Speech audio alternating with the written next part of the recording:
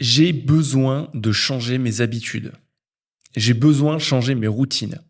Alors tu sais Quentin, j'ai mis ça en place, j'ai mis ça en place, j'ai mis A, B, C, D en place.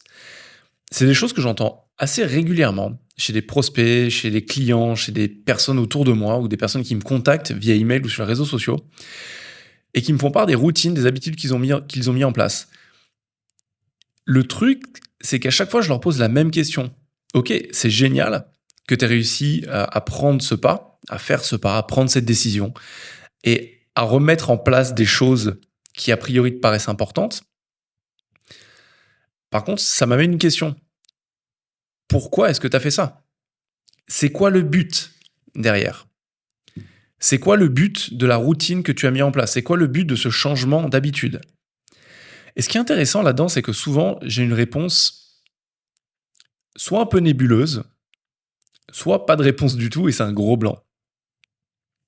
Tu vois, si tu es comme moi et moi j'adore les sauces piquantes, j'adore les salsas mexicaines, les sauces pili pili et compagnie.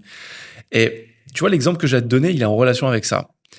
Si tu veux manger de la salsa picante dans le futur, il faut que tu focalises ce que tu vas planter dans ton jardin autour des tomates, des poivrons, des oignons, peut-être un peu de ciboulette, des piments, mais tu dois zapper les patates. Tu dois zapper les épinards parce que ça n'a pas d'intérêt dans ta salsa. Et la question que je te pose, tu vois, elle est vraiment clé. Qu'est-ce que tu essaies d'optimiser à travers le changement comportemental, le changement d'habitude, de routine, de pratique que tu essaies d'inclure dans ton quotidien? Qui tu veux être dans le futur? Pourquoi est-ce que tu optimises tout ça? C'est quelques zones que tu veux prioriser et dans lesquelles tu vas investir énormément sont importantes à cibler parce que c'est en priorisant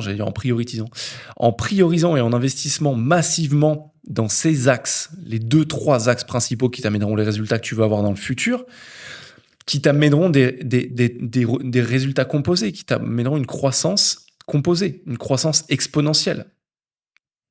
Donc je te pose la question, quelles graines tu plantes aujourd'hui? Quels investissements est-ce que tu veux faire, tu veux planter dans ton jardin qui t'amèneront les plus gros résultats demain? Allez, je te laisse méditer sur ces quelques mots. N'hésite pas à me poser tes questions sur Instagram ou sur LinkedIn pour que j'y réponde en live ici. Tu peux aussi soutenir ce podcast en le notant et en le partageant à une personne. Tu peux laisser un commentaire, ça me fait profondément plaisir.